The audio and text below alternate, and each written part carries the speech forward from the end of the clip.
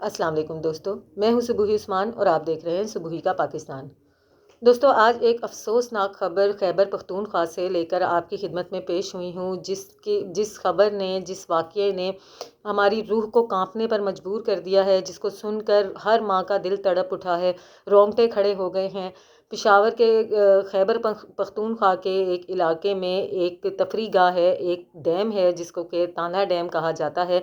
यहाँ पर लोगों का काफ़ी कसीर तादाद में आना जाना लगा रहता है, क्योंकि ये एक बहुत ही मसरूफ़ तफरी गाह है। बच्चों के स्कूल्स ट्रिप्स यहाँ पर अक्सर ही आते जाते रहते हैं। यहाँ पर इतना खौफनाक हादसा पेश आया है जिसने कि इस गांव के तकरीबन हर घर को सोगवार कर दिया है। हर घर में एक अदद जनाजा है, हर घर में एक अदद लाश है, हर घर से चीखो पुकार आहो बका की आवाज़ें आ रही हैं।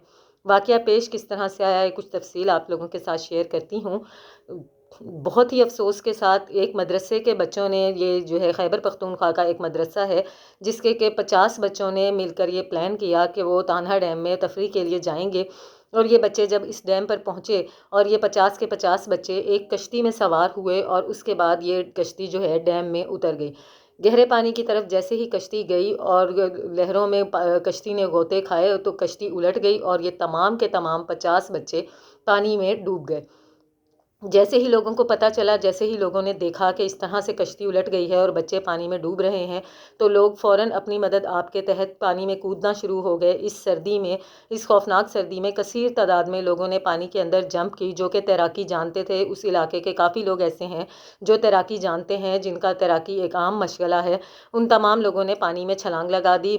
इलाके की जो पुलिस थी उसको भी फौरी तौर पे इन्फॉर्म कर दिया गया। पुलिस एहलकार भी आ गए, कुछ सिक्योरिटी के मुलाजिमीन भी वहाँ पर पहुँच गए, जिन्होंने फौरी तौर पर बच्चों को पानी से निकालने की कोशिशें करना शुरू कर दी। उन्हीं में एक शख्स था जो ये कहता है कि मैं, क्योंकि जो है काफ़ी अरसे से उस डैम के इर्द गिर्द ही रहता था और मैं तैराकी भी बखूबी जानता था।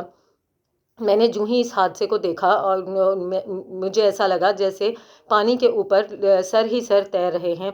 और कुछ बहुत सारे बच्चे ऐसे थे जो हाथ पांव मार रहे थे डूबने से बचने के लिए। उसका ये कहना है कि मैंने कुछ भी सोचे बगैर एक इंसानियत के जज्बे के तहत लोगों को बचाने की नीयत से पानी के अंदर, ठंडे पानी के अंदर छलांग लगा दी। मुझे हर बच्चे में अपना बच्चा नज़र आ रहा था, क्योंकि उसका ये कहना था कि उसके अपने भी 2 अदद बच्चे हैं।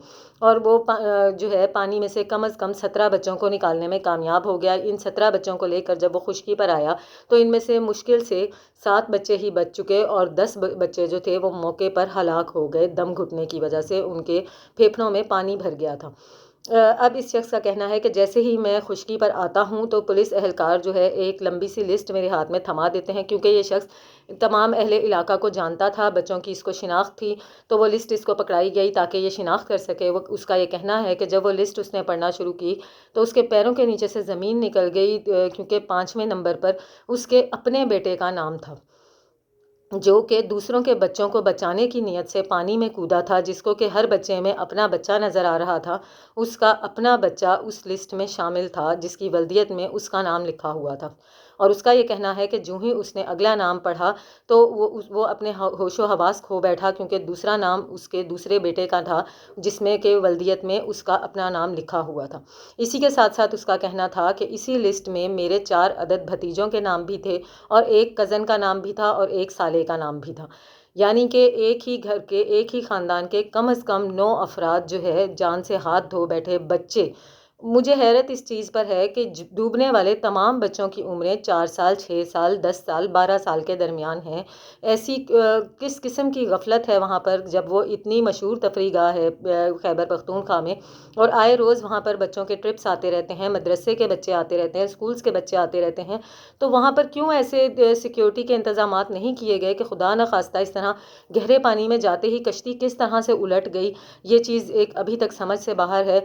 इसी के साथ साथ इस शख्स का कहना यह है कि एक शख्स जो कि खुशकी पे खड़ा हुआ था और वो तड़प रहा था मुसलसल डैम में जाने के लिए। वो ये कह रहा था कि मुझे डैम में जाने दिया जाए, क्योंकि मैं डैम के चप्पे चप्पे से वाकिफ़ हूँ।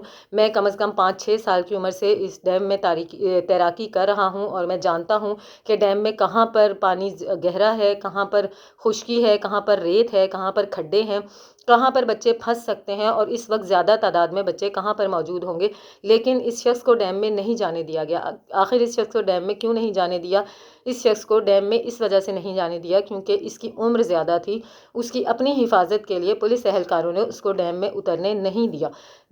ظاہری بات ہے اس کی جان بچانے کے لیے یہ بھی ضروری تھا کہ اس کو اس طرح بے سوچے سمجھے ڈیم میں نہیں جانے کی اجازت دی جا سکتی تھی، لیکن وہ شخص خشکی پہ کھڑا ہو کر تڑپ رہا تھا کیونکہ اس کے اپنے 2 بیٹے اس کشتی میں سوار تھے اور وہ اپنے بچوں کی تلاش میں خود ڈیم میں اترنا چاہتا تھا اور اس کے بچے ابھی تک ریکور نہیں ہو پا رہے تھے، اور وہ خشکی پہ کھڑا ہوا صرف یہ رو پیٹ رہا تھا کہ کسی طرح میرے یہ 2 بچے، کیونکہ اب اتنا وقت گزر چکا تھا کہ اس شخص کا اپنا کہنا یہ تھا کہ جتنی تعداد میں بچے جو ہے ہلاک ہو کر باہر نکل رہے تھے، تو اتنا تو مجھے اندازہ تھا کہ میرے بچے اب زندہ نہیں بچیں گے، لیکن میں یہ چاہتا تھا کہ کم از کم لاشیں ہی میرے حوالے کر دی جائیں، کیونکہ جو ان کی ماں ہے جس کا کہ گھر میں حال نہ زندوں جیسا ہے نہ مردوں جیسا ہے، کم از کم میں اس کے بچوں کی لاشیں تو اس کے حوالے کر دوں، وہ ان کا آخری دیدار تو کر لے، ایسا نہ ہو کہ لاشیں بھی نہ مل سکیں۔ اسی طرح کا واقعہ اس گھر کے ہر شخص کے، ہر اس علاقے کے، اس گاؤں کے ہر گھر میں اس طرح کا ایک واقعہ، اس طرح کا ایک جنازہ، کتنے بچوں کی غائبانہ نماز جنازہ پڑھی گئی۔ ایک شخص جس کا تعلق سعودی عرب سے تھا، اس کی 4 بیٹیاں تھیں اور بہت ہی منتوں مرادوں کے بعد اس کے گھر میں بیٹا پیدا ہوا تھا، وہ بیٹا بھی اسی کشتی میں سوار تھا۔ ایک شخص جس کا کہنا یہ ہے کہ اس کے گھر میں کوئی بھی اولاد نہیں تھی، اس کا ایک ہی ایک یہ بیٹا تھا اور یہ بھی اس کشتی میں سوار تھا۔ انتہائی افسوسناک، انتہائی دردناک واقعہ خیبر پختونخوا میں پیش آیا ہے جس نے ہر آنکھ کو اشک بار کر دیا ہے اور یہ سوچنے پر مجبور کر دیا ہے کہ آخر ایسی تفریح گاہوں پر پراپر طریقے سے سیکیورٹی کے انتظامات کیوں نہیں کیے جاتے۔ اہل علاقہ کا یہ کہنا ہے کہ آج تک اس چیز کو دیکھا ہی نہیں گیا کہ یہاں پر بھی کسی سیکیورٹی کے انتظامات کی ضرورت ہے۔ اب جب یہ واقعہ رونما ہو گیا ہے، ہر شخص اس واقعے سے واقف ہو چکا ہے، ہر آنکھ اشکبار ہے، پورے گاؤں میں کوہرام برپا ہے، تو اب جا کے حکومت کو یہ ہوش آیا ہے کہ لوگوں کو اس طرف بھیجنا شروع کر دیا ہے تاکہ لوگ دیکھیں اور زیادہ سے زیادہ یہاں پر بہترین سے بہترین سیکیورٹی کے انتظامات کیے جا سکیں۔ لیکن جتنے بھی انتظامات کر لیں، نہ تو وہ 50 بچے واپس آ سکتے ہیں، جن 50 میں سے صرف اور صرف 7 بچے زندہ بچ سکے ہیں، باقی تمام بچے ہلاک ہو چکے ہیں۔ یہ اتنا بڑا سانحہ ہے، یہ وہ مائیں جانتی ہیں جنہوں نے اپنے لختے جگر کھوئے ہیں، جس کا نیم البدل ساری زندگی دوبارہ نہیں مل سکتا۔ ملتی ہوں آپ سے اپنی اگلی ویڈیو میں، تب تک کے لیے اللہ حافظ۔